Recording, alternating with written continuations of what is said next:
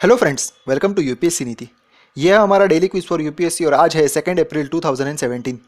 तो आज संडे है, जैसा कि आप लोग जानते हो संडे को हम वीकली रिवीजन करते हैं जिसमें हम कवर करते हैं हमारे मंडे टू सैटरडे की हमारे सभी MCQ.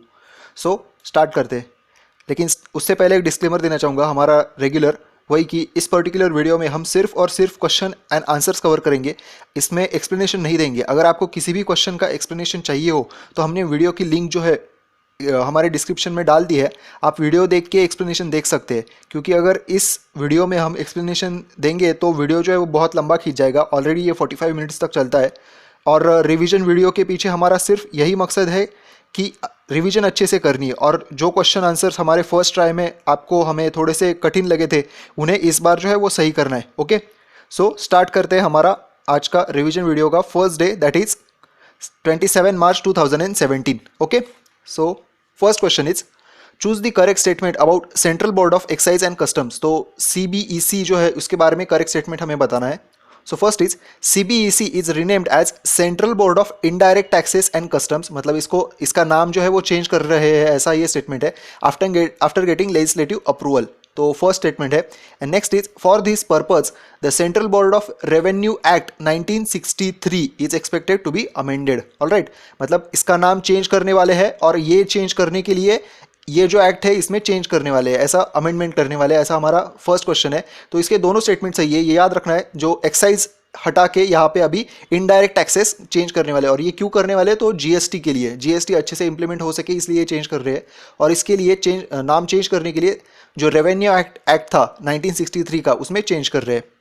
Question number 2 is consider the following about world conference on environment and choose the correct statement. So ये जो कॉन्फ्रेंस है वर्ल्ड एनवायरमेंट कॉन्फ्रेंस, इसके बारे में करेक्ट स्टेटमेंट हमें बताना है। So first is it is organised by ministry of environment and climate change and next is it is organised in New Delhi. Okay, so इसका फर्स्ट स्टेटमेंट जो है वो इनकरेक्ट है क्योंकि इसको ministry of environment and climate change द्वारा नहीं तो नेशनल ग्रीन ट्रिब्यूनल जो है उसके द्वारा ऑर्गेनाइज किया गया है। एंड सेकेंड स्टेटमेंट जो है वो करेक्ट है, दैट इज ये न्यू दिल्ली जो है वहाँ पे स्टार्ट किया गया है। तो world conference on environment, national green tribunal and new Delhi. ठीक है, अब देखते हैं हमारा question number 3। Consider the following about national highways authority of India, that is NHAI and choose the correct statement. So NHAI के बारे में हमें करेक्ट स्टेटमेंट बताना है। First is it is a autonomous body, ये ऑटोनोमस बॉडी है, ऐसा first statement है। Next is it is a nodal agency of ministry of road transport and highways, तो ministry of road transport and highways की ये nodal agency है, ऐसा second है। Then third is NHAI was created through the promulgation of national highway authority of India act 1988। मतलब ये बनाई कैसे गई थी, तो 1988 का एक्ट था जिसका नाम ही है NHAI एक्ट, इससे ये बनाई गई थी, ऐसा थर्ड स्टेटमेंट है। And last is NH74 is in Madhya Pradesh. So इनमें से कौन से करेक्ट है ये हमें बताना है। सो इसका फर्स्ट सेकंड सही है, दैट इज ये ऑटोनोमस एजेंसी है responsible for management of network of national highway in India, तो ये बात सही है। सेकंड स्टेटमेंट भी सही है, ऑब्वियसली रोड हाईवे रिलेटेड है तो रोड मिनिस्ट्री के अंडर आएगा। और थर्ड जो है ये भी सही है कि ये इसी एक्ट की वजह से, that is national highway authority of act जो था उसकी वजह से 1988 में ये बनाई गई थी। लेकिन ये अभी न्यूज़ में था नेशनल हाईवे 74 जो है वो, इस वजह से हमने ये क्वेश्चन तब ऐड किया था। तो ये मध्य प्रदेश में नहीं, ये उत्तराखंड में। ओके, उत्तराखंड में है। इसके बारे में कुछ स्कैम हो गया था कंस्ट्रक्शन के वक्त, तो ये न्यूज़ में था। नेशनल हाईवे 74 उत्तराखंड और यूपी इन दोनों को जोड़ता है ये। The next is Indian standard meridian passes through which of the following state. So जी हमारी IST जो है इंडियन स्टैंडर्ड टाइमिंग की जो मेरिडियन लाइन है वो कौन से स्टेट से पास होती है ये हमें पूछा है। तो आप यहाँ पे चाहे तो ऑप्शन देख सकते हैं, मैं इसका आंसर बता देता हूँ। इसका जो आंसर देखिए यहाँ पे, सो फर्स्ट इज ये देखिए यहाँ से ये 82.5 ये हमारी इंडियन स्टैंडर्ड मेरिडियन है। और ये कहाँ से पास होती है, तो सबसे पहले ये देखिए उत्तर प्रदेश से पास होती है। देन नेक्स्ट क्या है, तो MP होने के बाद यहाँ से छत्तीसगढ़, MP यहाँ पे है छोटा सा, then Chhattisgarh, then next is Odisha, ये देखिए यहाँ पे ओडिशा है, यहाँ पे लास्ट में आंध्र प्रदेश। ठीक है, ये याद रखना है क्योंकि ये न्यूज़ में था उस दिन, क्योंकि कुछ मांग चल रही यहाँ पे, मतलब हमारे नॉर्थ ईस्ट में, कि ये उनके लिए टाइम जो है ना वो बहुत ही, मतलब 1 घंटा आगे होने की वजह से उनका इलेक्ट्रिसिटी बहुत ही वेस्ट हो रही है, ऐसा उन्होंने कहा है। तो देख लीजिए एक बार। और साथ ही साथ जो हमारा टॉपिक ऑफ कैंसर है, इसमें से कौन से जो स्टेट या इनको कट करता है ये भी एक बार देख लीजिए। ठीक है, अब देखते हैं हमारा next question. Houthi rebels are from, तो हौथी रिबल्स ये जो है वो है यमन से, यमन। याद रखना ये ऐसे क्वेश्चन यूपीएससी थोड़े थोड़े पूछता रहता है। Next question is consider the following about Indian vultures. Indian vultures जो है हमारे, इनके बारे में हमें करेक्ट स्टेटमेंट बताना है। So first is it is been listed as critically endangered. Okay, critically endangered कहा है उनको on the IUCN red list since 2002, मतलब 2002 से IUCN की रेड लिस्ट जो है उसमें इनका स्टेटस जो है वो है क्रिटिकली एंडेंजर्ड, इंडियन वल्चर्स का। And next is Indian vultures die of renal failure caused by diclofenac poisoning. मतलब ये डाइक्लोफिनेक जो होता है इसकी वजह से, इनका रीनल फेल्योर होने की वजह से ये मरते हैं, ऐसा सेकेंड स्टेटमेंट है। तो इसके दोनों स्टेटमेंट से ये जो डाइक्लोफिनेक है ना, ये एक्चुअली हमारे जो भेड़ बकरियाँ बैल वगैरह जो होते हैं इनके जो डिसीज़ हो गए तो उनको ठीक करने के लिए यूज़ करते हैं। लेकिन जब ये वल्चर जो है हमारे अगर इनको खाते हैं तो इस वजह से ये जो डाइक्लोफिनेक है इन वल्चर्स में आ जाता है और इस वजह से इनका रीनल फेल्योर हो जाता है और इस वजह से इनकी संख्या जो है बहुत ही घट रही है और दैट इज़ द रीज़न कि ये क्रिटिकली एंडेंजर्ड कैटेगरी में समाये गए। ठीक है, तो next question is question number 7। Consider the following about Jim Corbett national park and which of these are incorrect. तो इनमें से इनकरेक्ट कौन सा ये हमें बताना है, incorrect. Okay, so first is Jim Corbett national park is forested wildlife sanctuary in the northern India Himachal Pradesh. मतलब ये हिमाचल प्रदेश में है जिम कॉर्बेट नेशनल पार्क, ऐसा फर्स्ट स्टेटमेंट है। And next is Ramganga reservoir is located inside the Jim Corbett national park.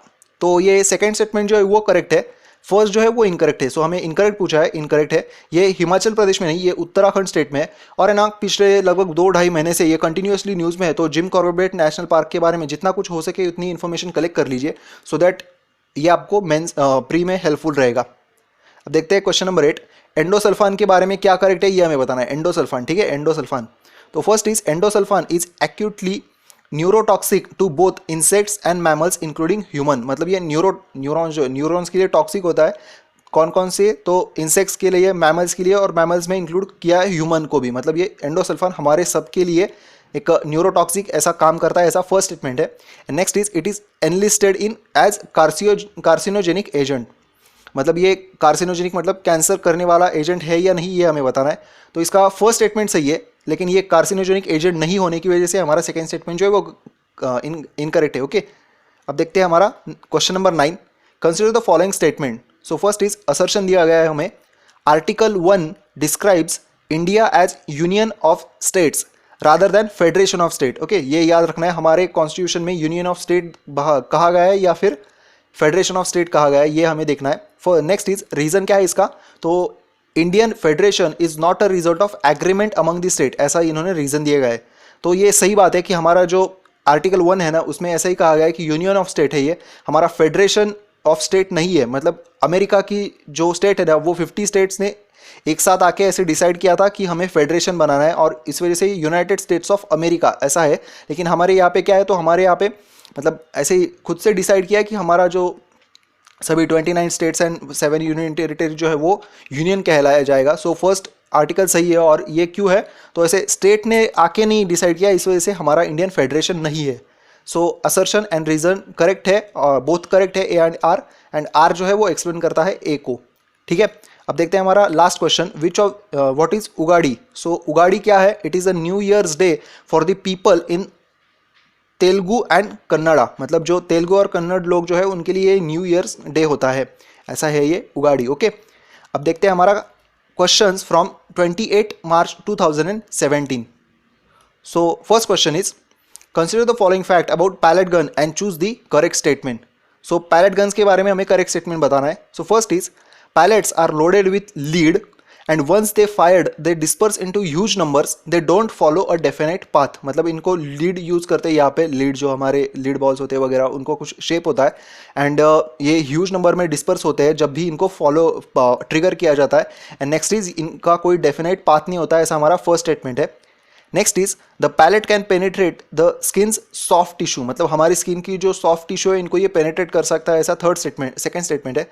Then third is Supreme Court has constituted a expert committee to explore the other possible alternatives to pellet gun as a non-lethal weapons। मतलब जम्मू कश्मीर के incident के बाद supreme court ने एक committee जो है उसको गठित कर दिया गया था, किस लिए, तो एक हमारे पैलेट गन के लिए अल्टरनेटिव्स ढूंढने के लिए, ऐसा थर्ड स्टेटमेंट है। And last is the committee is chaired by TVSN प्रसाद। तो जी इसका first second and last statement जो है फोर्थ ये करेक्ट है, लेकिन ये कमेटी जो गठित कर दी गई थी TVSN प्रसाद, ये सुप्रीम कोर्ट द्वारा नहीं, तो ये यूनियन होम मिनिस्ट्री द्वारा, जो हमारे राजनाथ सिंह जी जो है इन्होंने ये कमेटी गठित की थी जिसमें 7 मेंबर से। ठीक है, देखते हैं हमारा question number 2। China Pakistan economic corridor aims to connect dash in Pakistan with dash in China. तो ये कौन से 2 एरियाज को कनेक्ट करता है? तो first is Gwadar port of Pakistan and next is Jinjiang of China. यहाँ पे आप देख सकते हैं, यहाँ पे ये ग्वादर पोर्ट है जो बलूचिस्तान पाकिस्तान में आता है, यहाँ पे ग्वादर पोर्ट है, और यहाँ पे जिनजियांग जो है वो मतलब काशगर जो है वो जिनजियांग प्रोविंस में आता है। तो काशगर और जिनजियांग जो है उनको ये काशगर, जिनजियांग और ग्वादर पोर्ट को सिपेक कनेक्ट करता है। ठीक है, इसके बारे में देख लीजिए, और हमने जो हमारा एक्सप्लेनेशन का वीडियो था इसमें अच्छे से कवर कर लिया था। शायद आपको ये वीडियो ना फास्ट लग सकता है, लेकिन हमें जितनी जल्दी हो सके उतनी जल्दी 60 क्वेश्चन जो है वो कवर करने हैं। ठीक है, रिवीजन है सिर्फ ये। Next is choose the incorrect matches. तो इनमें से इनकरेक्ट मैच कौन सा है ये हमें बताना है। So first is Gwadar port जो है वो पाकिस्तान में है। जी अभी हमने देखा ग्वादर पोर्ट, ये देखिए यहाँ पे पाकिस्तान में है। नेक्स्ट इज चाबहार पोर्ट जो है वो इराक में है। And last is Trincomalee port, ये कहाँ पे? यमन में है। ऐसा हमारा थर्ड स्टेटमेंट है। सो इसमें जो फर्स्ट है वो करेक्ट है, अभी हमने देख लिया, लेकिन ये जो चाबहार पोर्ट जो है ना वो ईरान में नहीं इराक में है। ठीक है, इराक में। ये देखिए यहाँ पे, यहीं पे कुछ 50 मिनट्स की दूरी, 50 किलोमीटर्स की दूरी पे ही है ग्वादर से यहाँ पे चाबहार पोर्ट, और ये ईरान है। ठीक है, ईरान के साइड में यहाँ पे इराक है।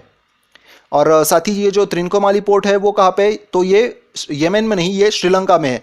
और साथ ही साथ हमने और एक पोर्ट बताया था हम्बनटोटा, ये भी श्रीलंका में है। ये चारों पोर्ट जो है ग्वादर, चाबहार, त्रिनकोमाली एंड हम्बनटोटा, ये अभी रिसेंटली न्यूज़ में है। सो हमने ये क्वेश्चन ऐड किया था। देखते हैं हमारा question number 4। Consider the following facts about CBFC, that is central board of film certification, and choose the correct statement. So CBFC के बारे में हमें करेक्ट स्टेटमेंट बताना है। So first is CBFC is a autonomous body, ऐसा first statement है। Next is it comes under the ministry of information and broadcasting, government of India. Next is union information and broadcasting ministry constituted a committee headed by a film maker Shyam Benegal for reforms in CBFC। तो इसके third statement सही है, that is ये हमारी जो ministry है इनके द्वारा श्याम बेनेगल कमेटी बनाई गई थी जो CBFC में रिफॉर्म्स कराने के लिए बनाई गई थी। सेकेंड स्टेटमेंट भी सही है कि ये जो CBFC है ministry of information and broadcasting के अंडर आता है, लेकिन फर्स्ट इनकरेक्ट है क्योंकि ये ऑटोनॉमस बॉडी नहीं, ये स्टैट्यूटरी बॉडी है, और इसी सेंसरशिप एक्ट 1963 आई थिंक इससे ये बनाई गई थी। ठीक है, ये देखना है अभी, मतलब हमारा आंसर है B, 2 and 3। Next is down syndrome के बारे में हमें करेक्ट स्टेटमेंट बताना है। So first is Down syndrome is a chromosomal condition associated with the intellectual and learning disability. Next is person with Down syndrome have 21 pairs of chromosomes. ठीक है, तो इसका फर्स्ट स्टेटमेंट जो है वो करेक्ट है, लेकिन सेकंड स्टेटमेंट इनकरेक्ट है क्योंकि ऐसा कोई बात नहीं है कि 21 पेयर्स होते हैं। जी हमारे यूजुअली बॉडी में जो है ना 23 पेयर्स होते हैं, that is equal to 46 chromosomes. लेकिन डाउन सिंड्रोम में क्या हो जाता है, जो 21 नंबर का मतलब 21 नंबर का जो क्रोमोसोम होता है ना, 21 नंबर का क्रोमोसोम, इसका रेप्लिका तैयार हो जाता है एक। सो हमारे बॉडी में 47 क्रोमोसोम्स हो जाते हैं, और ये जो एक्स्ट्रा क्रोमोसोम जो होता है ना, इस वजह से जो लर्निंग डिसेबिलिटी वगैरह इसमें हो जाती है, इंटेलेक्चुअल डिसेबिलिटी होती है। ठीक है, तो इसका आंसर है A, 1 ओनली। नेक्स्ट इज इसमें से हमें करेक्ट स्टेटमेंट बताने। So first is the west flowing rivers contains very less amount of silt and due to its fast speed it can not make delta. ठीक है, मतलब जो waste flowing reverse है, यहाँ पे वेस्ट है, ठीक है, ये वेस्ट हमारा जो एरिया है, या यहाँ पे जाने वाली रिवर जो है वो कम मात्रा में स्लिट मतलब जो कुछ उसमें कवर कैरी करती है, and due to this fast speed they do not make delta. मतलब फर्स्ट ऑफ ऑल वेस्ट में कौन कौन सी नदियाँ जाती है हमारी, तो नर्मदा है, तापी है ये, और साथ ही साथ साबरमती वगैरह ये है, ये वेस्ट में मतलब अरेबियन सी में जाती है, और ये स्लिट कम मात्रा में लेकर जाती है, और इस वजह से और फास्ट होने की वजह से ये डेल्टा नहीं बनाती है, ऐसा फर्स्ट स्टेटमेंट है। Next is rivers flowing into sea with a high tidal range will not form a delta because the changes in the tidal area will wash away the sediments brought by the river. मतलब अगर river ने delta बना भी लिया और ये अगर high tidal range की जगह पे होगी, तो ये होगा क्या कि जो टाइड्स होंगी ना वो अपने साथ मतलब वापस जाते हुए जो कुछ सेडिमेंट्स है इनको भी अपने साथ लेके जाएगी, और इस वजह से डेल्टा फॉर्म नहीं होगा, ऐसा सेकंड स्टेटमेंट है। And third is western rivers flow in the fault region created by the mountains Vindhya and Satpura which are rocky and devoid of any alluvial material, hence no delta is found।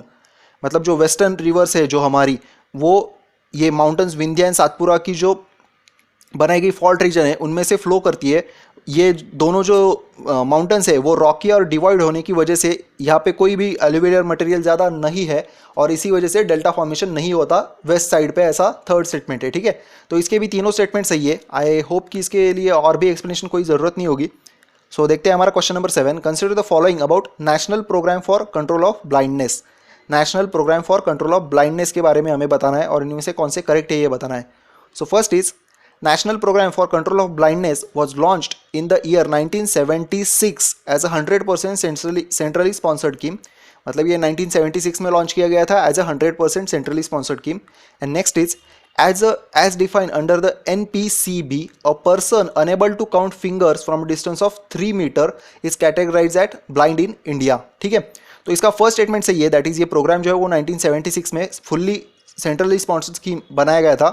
लेकिन इसका second statement correct है क्योंकि एनपीसीबी द्वारा है ना हमारे जो blind लोग कौन होते, तो जो 3 मीटर नहीं 6 मीटर की दूरी से हमारी जो फिंगर्स है वो गिन नहीं पाते।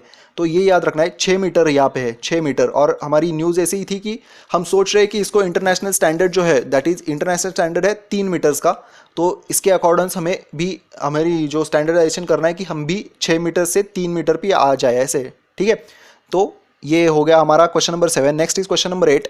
Recently Dhruv was in news, what is it? तो ध्रुव क्या है? तो it is a indigenously developed advance light helicopter.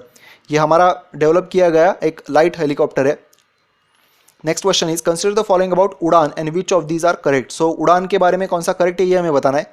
So first is under the scheme the traveller can buy tickets at ₹2500 only.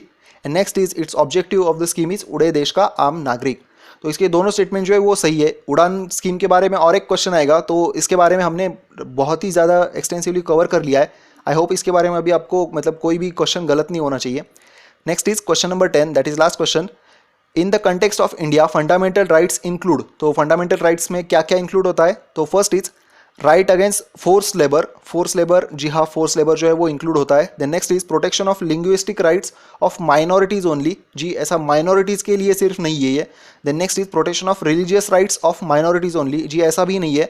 Supreme court ने इसके बारे में कह दिया है कि प्रोटेक्शन ऑफ राइट्स होगा लिंग्विस्टिक और रीजनल राइट्स, रिलीजियस राइट्स में, लेकिन सिर्फ माइनॉरिटीज़ का होगा ऐसी बात नहीं है, ये बाकी लोगों को भी अप्लीकेबल होंगे। तो सेकेंड और थर्ड जो है वो इनकरेक्ट है। देन फोर्थ क्या है? Right of constitutional remedies. ये तो हमारा सबसे इंपॉर्टेंट फंडामेंटल राइट है, ऐसे खुद जी हमारे संविधान निर्माता डॉक्टर अंबेडकर जी ने भी कहा था, ये सबसे इंपॉर्टेंट है हमारा आर्टिकल नंबर 32। तो हमारा फर्स्ट एंड फोर्थ स्टेटमेंट जो है वो करेक्ट है और हमें करेक्ट बताना था। सो आंसर है ए 1 एंड 4 ओनली। ठीक है, अब स्टार्ट करते हैं questions from 29 March 2017। So first is consider the following fact about Rashtriya Gokul mission and choose the incorrect statement. ये देखिए इनकरेक्ट बताना है यहाँ पे राष्ट्रीय गोकुल मिशन के बारे में।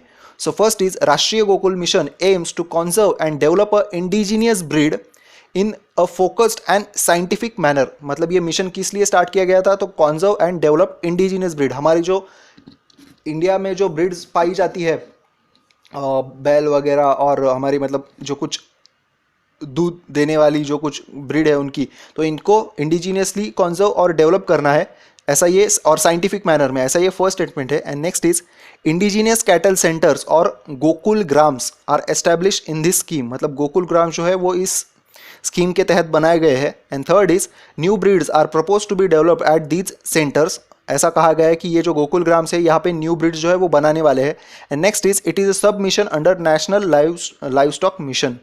तो ऐसी कोई बात नहीं कि ये इस मिशन का सब मिशन है, ये नेशनल लाइव स्टॉक मिशन का। सो हमारा थर्ड जो है वो इनकरेक्ट है। एंड साथ ही साथ ऐसी भी कोई बात नहीं है कि ये गोकुल ग्राम जो है यहाँ पे न्यू ब्रीड्स बनाने वाले हैं। तो यहाँ पे सिर्फ है ना जो हमारी इंडिजीनियस ब्रीड है उनको कॉन्जर्व और डेवलप करने वाले हैं। सो 3 एंड 4 इनकरेक्ट है, 1 एंड 2 जो है वो करेक्ट है। हमें इनकरेक्ट पूछा है, सो हमारा आंसर है सी 3 एंड 4 ओनली। अब देखते हैं हमारा क्वेश्चन नंबर 2।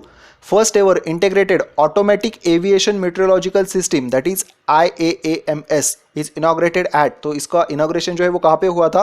तो वो हुआ था INS रजाली पे, रजाली या राजाली जो कुछ है इसका, यहाँ पे इसका IAMS का इनॉग्रेशन हुआ था। ये हमारे जो एडमिरल सर है लांबा, इन्होंने किया था। Next is humus in the soil is useful because. Humus जो है वो यूजफुल क्यों है? तो first is it increases the water retention in soil. तो जी हाँ, ये बात सही है कि ह्यूमस की वजह से वाटर रिटेंशन जो है हमारी सॉइल का वो बढ़ जाता है। Then next is it improves the soil structure. Obvious है ह्यूमस की वजह से सॉइल स्ट्रक्चर जो है मतलब अपर स्ट्राटा, ऐसे एक एक स्ट्राटा की जो सॉइल का स्ट्रक्चर जो है वो अच्छा हो जाता है। So first and second correct है। थर्ड देख लेते हैं। It sets ground for capillarity mechanism to enrich top layer with minerals from beneath. तो ऐसी कोई बात नहीं है कि ह्यूमस जो है वो कैपिलरिटी एक्शन को प्रमोट करता है। सो थर्ड स्टेटमेंट इनकरेक्ट है। हमारा आंसर जो है वो है बी 1 and 2 ओनली। ठीक है, अब देखते हैं हमारा क्वेश्चन नंबर 4। टुपोलेव 142M ये क्या है, ये हमें बताना है। तो ये क्या है? It is a anti submarine warfare aircraft.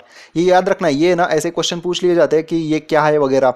सो ये एंटी सबमरीन वॉरफेयर एयरक्राफ्ट है, Tupolev 142M। Next question is consider the following fact about national tribal and north east art conclave. ये एक कॉन्क्लेव रिसेंटली हुआ था, इसके बारे में हमें कौन से स्टेटमेंट करेक्ट है ये हमें बताना है। So first is it is organised by Lalit Kala Akademi under ministry of culture. And next is it is organised in Dispur, that is capital of Assam. तो जी ये सही बात है कि इसको ललित कला अकादमी जो है मिनिस्ट्री ऑफ कल्चर के अंडर इन्होंने ऑर्गेनाइज किया था, लेकिन ये दिसपुर में नहीं, ये हुआ था न्यू दिल्ली में। ठीक है, सो हमारा आंसर है वन ओनली करेक्ट है इसके बारे में। Next is consider the following about Interpol. और इंटरपोल के बारे में कौन सा करेक्ट है ये हमें बताना है। So first is Interpol is an inter governmental organisation. ये देखिए यहाँ पे ये इंटर गवर्नमेंटल ऑर्गेनाइजेशन है facilitating the international police cooperation. ठीक है, ये इंटरनेशनल पुलिस कोऑपरेशन फैसिलिटेट करता है, ये है इंटरपोल। एंड नेक्स्ट इज इसका हेडक्वार्टर जो है वो है लियोन, फ्रांस में। ठीक है, ये दोनों स्टेटमेंट जो है वो सही है। ये याद रखना है कि ये पुलिस कोऑपरेशन के लिए इंटरपोल जो है वो बनाया गया था एंड इसका हेडक्वार्टर जो है वो फ्रांस में है। ठीक है, फ्रांस में, ये याद रखना है। और ये कोई भी ऐसे मतलब रिलीजियस बाकी किसी पर्सन के खिलाफ ऐसे पर्टिकुलर टारगेट करके नहीं जो है उनके केसेस हैंडल करता। तो ऐसे भी कोई मतलब टेररिज्म या फिर मनी लॉन्ड्रिंग ऐसे केसेस जो है वो इंटरपोल जो है वो हैंडल करता है। इसके बारे में हमने डिटेल एक्सप्लेनेशन में हमारे वीडियो जो था इसमें बताया था, आप चाहे तो देख सकते हैं। Next is question number 7। Recently a new coin introduced by Britain is intended to be the most secure in the world, what is true about it. तो ये जो नया कॉइन जो ब्रिटेन ने लॉन्च किया इसके बारे में कौन सा स्टेटमेंट सही है ये हमें बताना है। So first is it features a hologram that changes from pound symbol to numerical 1।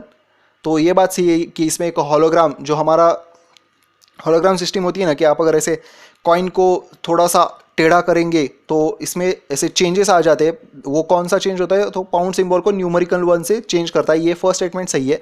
The next is it has micro lettering and milled edges. अभी ये 12 साइड्स होने की वजह से ना ऐसे यहाँ पे इसको 12 साइड्स है और यहाँ पे साइड्स पे ना ऐसे बारीक छोटे से बहुत छोटे अक्षरों में यहाँ पे माइक्रो लेटरिंग कर दी गई है और इसके एजेस जो है वो मिल्ड। ठीक है।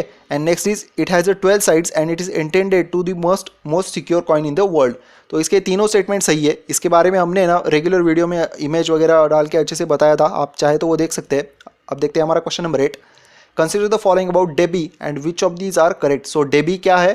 तो ये नॉर्थ ऑस्ट्रेलिया में आया हुआ एक लैंडफॉल है, सॉरी लैंडफॉल नहीं, ट्रॉपिकल साइक्लोन है, ऐसा ये कहा गया है।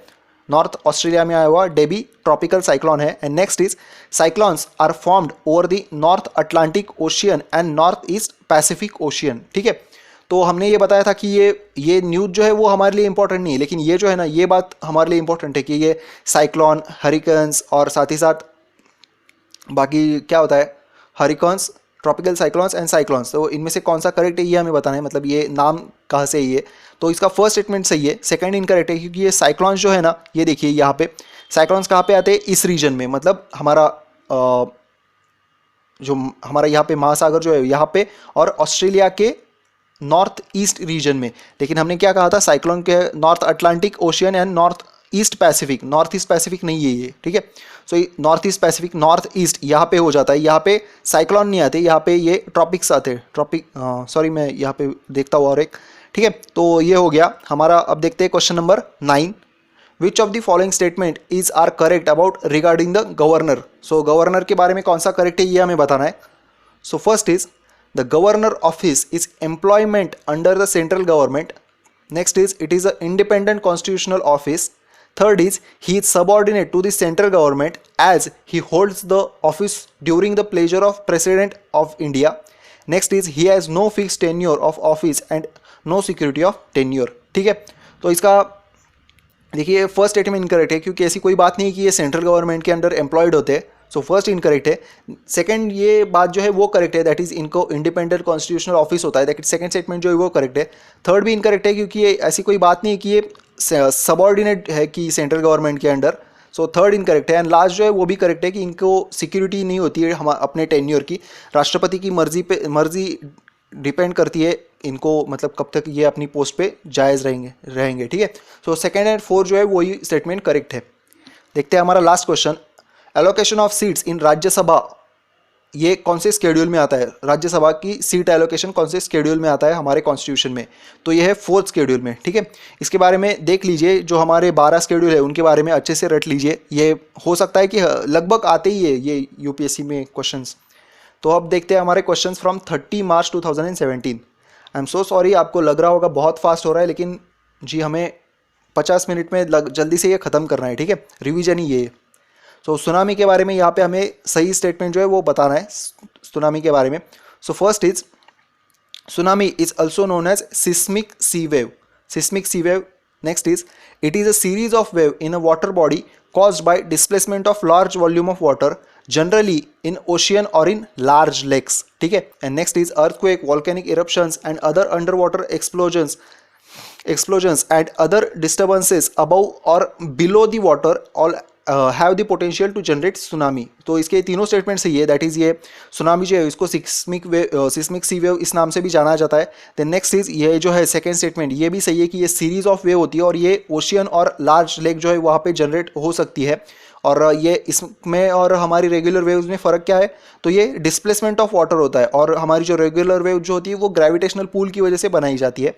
लास्ट स्टेटमेंट जो है वो भी सही है कि ये जो है ना ये अर्थक्वेक, वोल्केनिक एक्टिव इरप्शन, इस वजह से ये अबव एंड बिलो वाटर कहीं पे भी जनरेट हो सकती है, साथ ही साथ अगर न्यूक्लियर कुछ हो तो भी ये जनरेट होती है ठीक है। अब देखते हैं हमारा क्वेश्चन नंबर 2।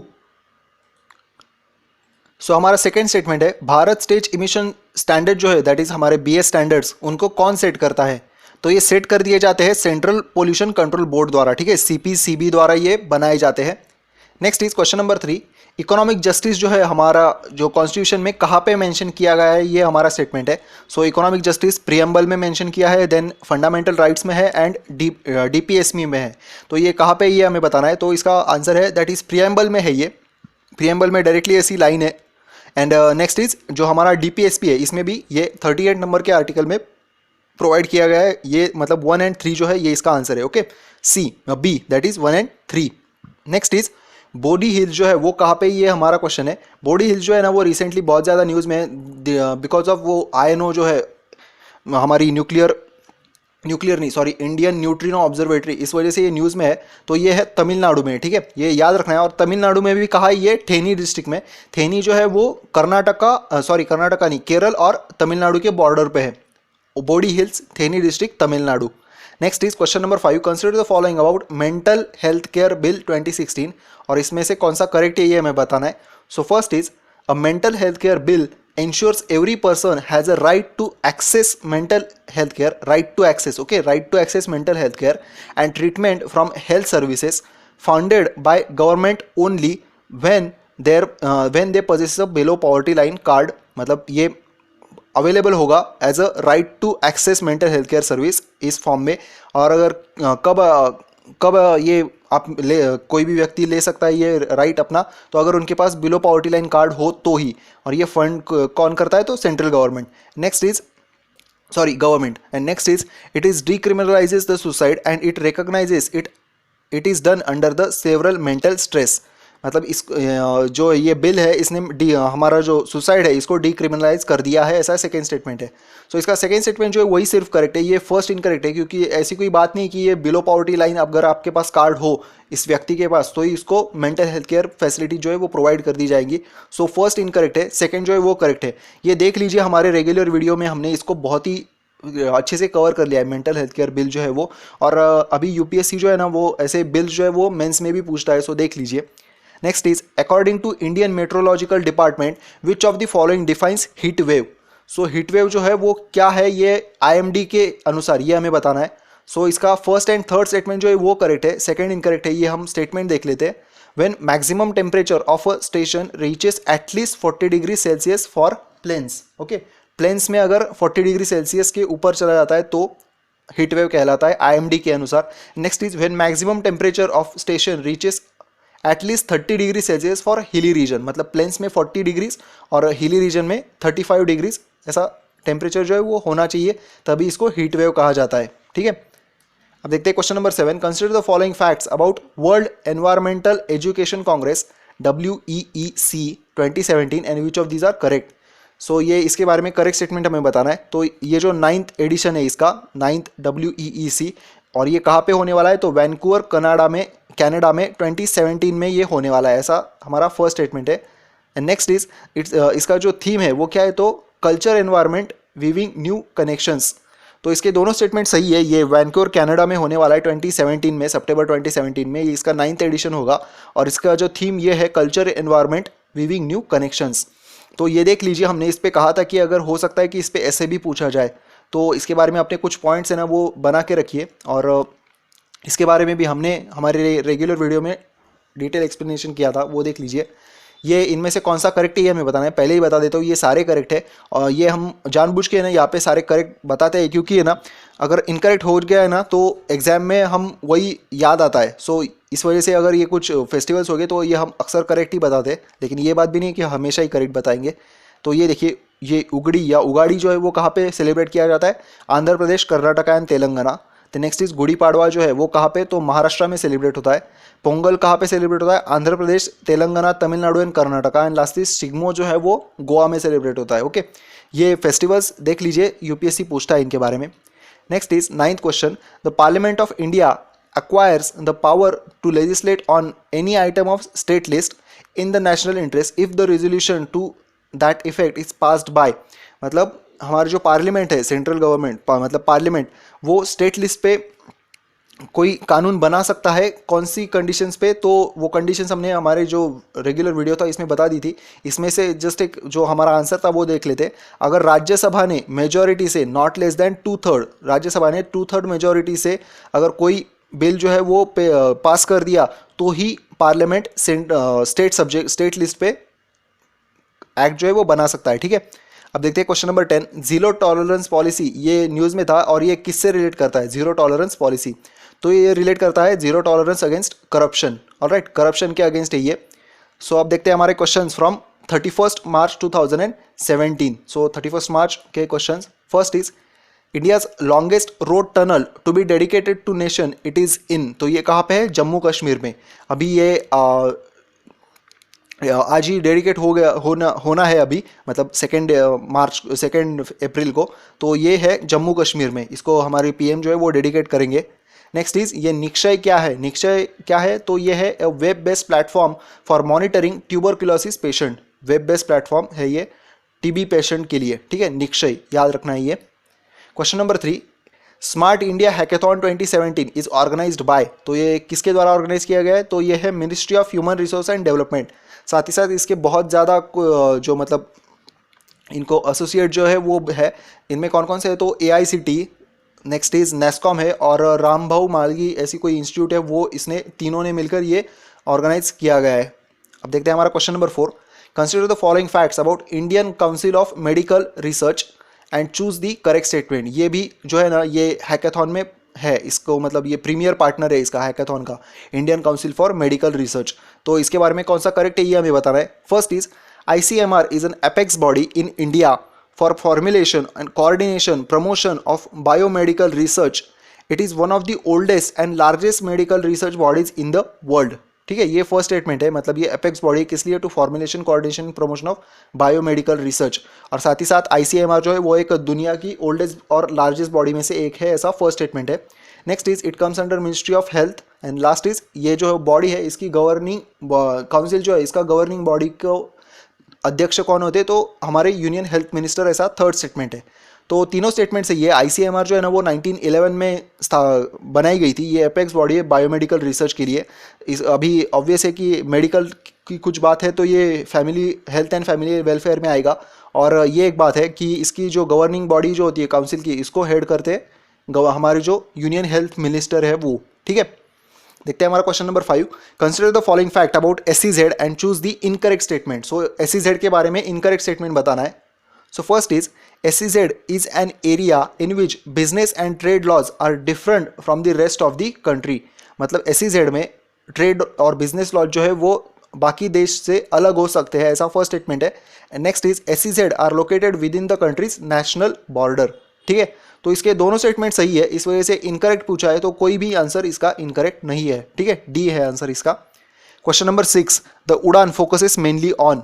तो उड़ान किस पे फोकस करता है मेनली, तो इसका आंसर है regional market only. Regional market पे ही ये फोकस करता है, बाकी कोई नहीं। उड़ान उड़े देश का आम नागरिक, ये रीजनल RCS है, that is regional connectivity scheme.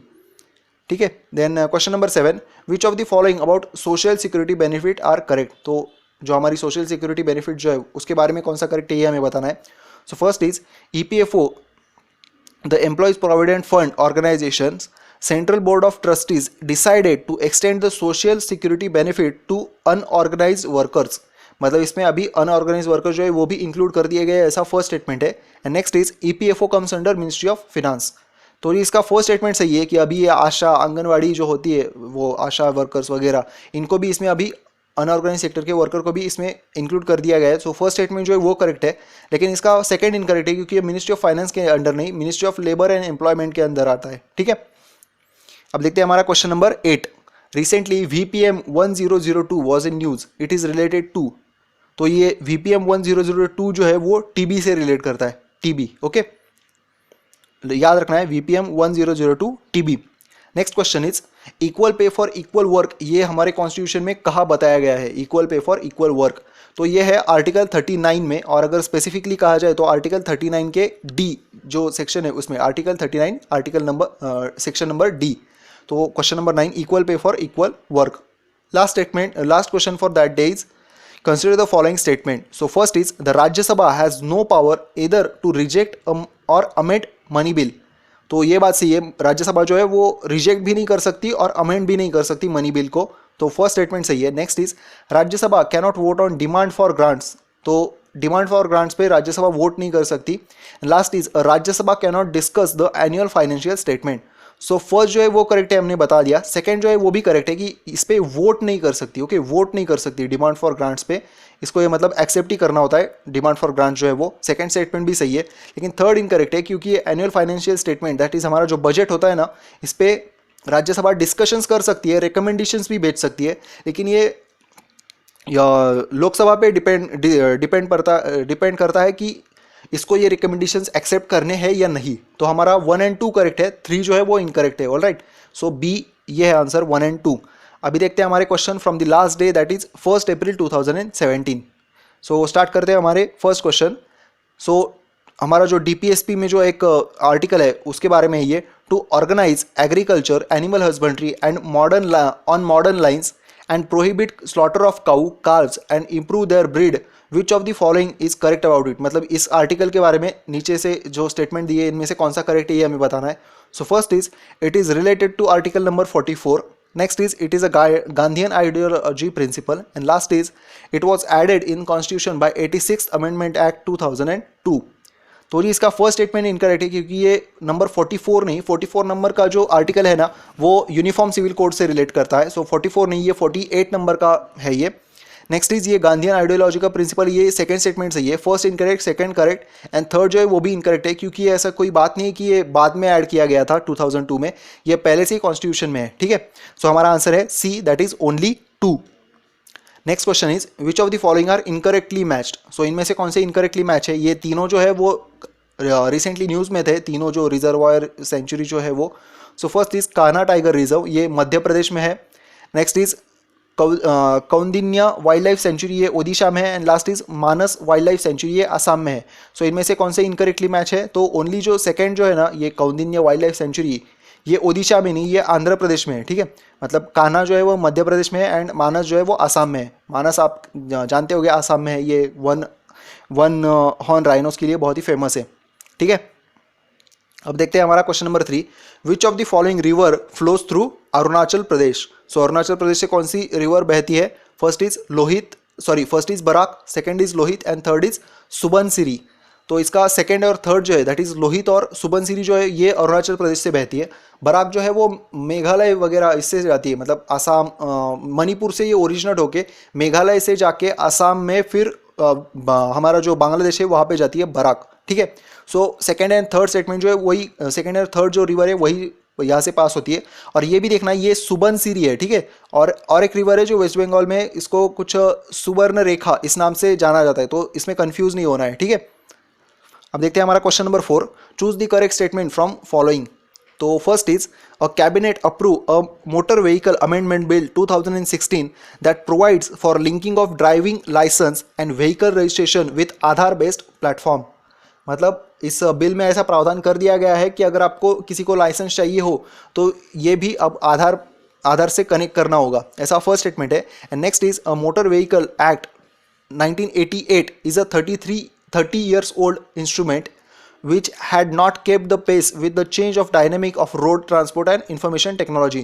मतलब फर्स्ट स्टेटमेंट तो ये है कि ये 2016 में जो बिल लाए गए इसको अभी व्हीकल रजिस्ट्रेशन और कुछ लाइसेंस चाहिए हो तो आधार से कनेक्ट करना होगा, ऐसा फर्स्ट स्टेटमेंट है। और ये जो सेकंड ये क्या है, तो मोटर व्हीकल एक्ट जो था ये अभी जिसको अमेंड कर रहे हैं तो ये 1988 का है, ऐसा सेकेंड स्टेटमेंट है। तो इसके दोनों स्टेटमेंट सही है, इसके बारे में भी हमने अच्छे से एक्सप्लेन किया था, वो देख लीजिए आप। देखते हैं हमारा question number 5, all India institute of Ayurveda is recently establish at New Delhi, it is a, तो ये कौन सी बॉडी है, ये है ऑटोनॉमस बॉडी। ठीक है, ऑटोनॉमस बॉडी है, याद रखना है, all India institute of Ayurveda. और ये कौन सी मिनिस्ट्री के अंडर आता है, मिनिस्ट्री ऑफ आयुष के अंडर आता है। ठीक है, ये याद रखना है, ऑटोनॉमस बॉडी न्यू दिल्ली में एस्टेब्लिश है और मिनिस्ट्री ऑफ आयुष के अंडर आती है। Next is election commission of India के बारे में हमें करेक्ट स्टेटमेंट बताना है। So first is the election commission held that dissemination of forecast of poll result in any manner including by political analysts, astrologers और tarot card readers during the period of exit poll ban is prohibited। मतलब अगर exit poll जो है उनको अगर ban कर दिया हो, जैसे अभी हाल फिलहाल में 5 स्टेट में जब इलेक्शन हुए थे तो एग्जिट पोल जो थे वो बैन कर दिए गए थे, उस दौरान आप ट्रेड एनालिस्ट, एस्ट्रोलॉजर और टैरोट कार्ड रीडर जो होते हैं इनमें से किसी से भी जो प्रिडिक्शन है वो कर नहीं सकते, ऐसा इसी ने रिसेंटली बताया है। सो फर्स्ट जो है वो सही स्टेटमेंट है। And next is the RPA act जो है 1951 का is to provide for the conduct of elections of house of parliament and the corrupt practices and other offences with such elections. ठीक है, तो ये सेकेंड स्टेटमेंट जो है वो भी करेक्ट है, दैट इज ये 1951 का जो हमारा RPA एक्ट है वो इलेक्शन कैसे कंडक्ट किए जाए ये बताता है, साथ ही साथ इनमें से इलेक्शन में करप्ट प्रैक्टिसेस कौन सी है और उस पर क्या प्रावधान करने चाहिए ये भी बताता है। सो सेकेंड स्टेटमेंट और फर्स्ट स्टेटमेंट दोनों करेक्ट है। Next question is question number 7, consider the following about national conference on autism, और इसके बारे में कौन सा करेक्ट है ये मैं बता रहा हूँ, नेशनल कॉन्फ्रेंस ऑन ऑटिज्म। ठीक है, ये ऑर्गेनाइज की गई है the national trust for welfare of person with autism, cerebral palsy and mental retardation and multiple disabilities, इसके द्वारा ये ऑर्गेनाइज कर दी है। देखिए ट्रस्ट का नाम बहुत बड़ा है, याद रखिए। ठीक है, ये इसके द्वारा ऑर्गेनाइज की गई है, ऐसा फर्स्ट स्टेटमेंट है। नेक्स्ट इज ये जो ऑर्गेनाइजेशन ये it comes under ministry of health, ऐसा सेकेंड स्टेटमेंट है। ओके, सो फर्स्ट स्टेटमेंट जो है वो करेक्ट है, ये नेशनल कॉन्फ्रेंस ऑन ऑटिज्म जो है ये इस इंस्टीट्यूशन के द्वारा ऑर्गेनाइज की गई थी, दैट इज ये फर्स्ट स्टेटमेंट सही है। लेकिन सेकंड स्टेटमेंट इनकरेक्ट है क्योंकि ये मिनिस्ट्री ऑफ हेल्थ के अंडर नहीं, तो ये ministry of social justice and empowerment जो है इसके अंडर आता है। सो हमारा आंसर है A1 ओनली। देखते हैं question number 8, which of the following is not true about उड़ान। सो उड़ान के बारे में कौन सा करेक्ट नहीं है, तो फर्स्ट करेक्ट है दैट इज उड़े देश का आम नागरिक। सेकेंड इनकरेक्ट है, ये मिनिस्ट्री ऑफ माइनॉरिटी एजुकेशन के लिए नहीं है। थर्ड करेक्ट है दैट इज ये एविएशन सेक्टर के लिए है, ऑब्वियसली उड़ान उड़े देश का आम नागरिक, सो ये एविएशन सेक्टर के लिए है। And next is regional connectivity scheme है ये, तो ये बात भी सही है। ठीक है, यहाँ पे ये याद रखना है कि अगर UDAN है मतलब सिर्फ उड़ान ये ऐसा है तो ये स्टेटमेंट्स है। ओके, अगर यहाँ पे एक और ए अगर जुड़ जाए ना मतलब UDAAN, उड़ान स्कीम जो है वो माइनॉरिटीज़ के लिए है। ठीक है, उड़ान नाम से है ना और बहुत ज़्यादा स्कीम है, इस वजह से ये देख लीजिए कौन कौन सी किस लिए काम करती है। ठीक है, तो आंसर है 2 ओनली, क्योंकि ये नॉट ट्रू अबाउट पूछा था। सो माइनॉरिटी एजुकेशन के बारे में नहीं है ये जो उड़ान है वो। Next is consider the following about G20 and which of these are correct. G20 के बारे में हमें कौन से करेक्ट है ये बताना है। So first is G20 is a international forum for the government and central bank governors from 20 major economies. मतलब ये G20 क्या है, तो ये इंटरनेशनल फोरम है जिसमें गवर्नमेंट और साथ ही साथ सेंट्रल बैंक के गवर्नर्स भी इंक्लूड किए जाते हैं फ्रॉम 20 मेजर इकोनॉमीज, ऐसा फर्स्ट स्टेटमेंट है। Next is it was founded with the aim of promotion of international financial stability and India is not a member of G20। ठीक है, तो फर्स्ट स्टेटमेंट और सेकेंड स्टेटमेंट जो है वो correct है। दैट इज इसमें 20 मेजर इकोनॉमीज है, दैट इज 19 कंट्रीज है अलग अलग, और एक EU है हमारा। और इसमें ये एक इंटरनेशनल फोरम है, इंटरनेशनल फोरम जिसमें गवर्नमेंट और सेंट्रल बैंक के जो गवर्नर्स है इनको इंक्लूड किया जाता है। मतलब फर्स्ट स्टेटमेंट सही है और सेकंड भी सही है कि इसको बनाया किस लिए था, तो promotion of international financial stability. 1999 में इसको बनाया गया था, लेकिन जो 2008 के क्राइसिस आ गए थे उसके बाद इसकी रेगुलर मीटिंग जो है वो हेल्ड कर दी गई। एंड थर्ड स्टेटमेंट इनकरेक्ट है क्योंकि इंडिया जो है वो G20 का मेंबर है। ओके, सो 1 and 2 करेक्ट है। अभी हमारा लास्ट क्वेश्चन आज का। सो फर्स्ट इज कौन सा करेक्ट है ये हमें बताना है। So first is the wind which blow between 30 degrees north and 60 degrees south latitude throughout the year are known as westerlies. And next is the moist air makes that cause winter rain in north western region of India are part of westerlies. मतलब जो north western reason में जो बारिश होती है ये moist air की वजह से ये वेस्टर्लीज का ही पार्ट है, ऐसा सेकेंड स्टेटमेंट है। तो सेकेंड स्टेटमेंट करेक्ट है। ये जो वेस्टर्लीज के दौरान है ना, हिमाचल प्रदेश और पंजाब में बारिश होती है विंटर्स के दौरान, तो ये बात सही है। लेकिन ये इनकरेक्ट है, ये ऐसी कोई बात नहीं, मतलब ये मिसप्रिंट लगा था बच्चों को एग्जाम में, ये UPSC का ही क्वेश्चन था। तो ये जो है ना वेस्टर्लीज, ये 30 degree north to 60 degree north इस रीजन में, और साथ ही साथ 30 डिग्री साउथ और 60 डिग्री साउथ, मतलब ऊपर और नीचे दोनों जगह पे 30 से 60 के जो हमारे डिग्रीज है उनमें ये फ्लो होते हैं। ठीक है, westerlies 30 degree north to 60 degree north and 30 degree south to 60 degree south, इनमें ये वेस्टर्लीज जो है वो फ्लो करते हैं। ठीक है फ्रेंड्स, आई होप आपको ये हमारा लेक्चर अच्छा लगा होगा। हम ऐसे ही रिवीजन वीडियो जो है वो हर हफ्ते संडे को बनाते रहेंगे। इसमें सिर्फ हमें मेन मकसद क्या है, तो हमें अच्छे से रिवीजन करनी है, जो कुछ भी हमारे क्वेश्चन गलत हो गए थे उनको देखना है। ठीक है, सो अगर आपने हमारे चैनल को सब्सक्राइब नहीं किया हो तो प्लीज़ हमारे चैनल को सब्सक्राइब कीजिए। हम ऐसे ही कंटेंट जो है वो आपके लिए लाते रहेंगे। So thank you so much, have a happy wonderful day ahead, keep studying.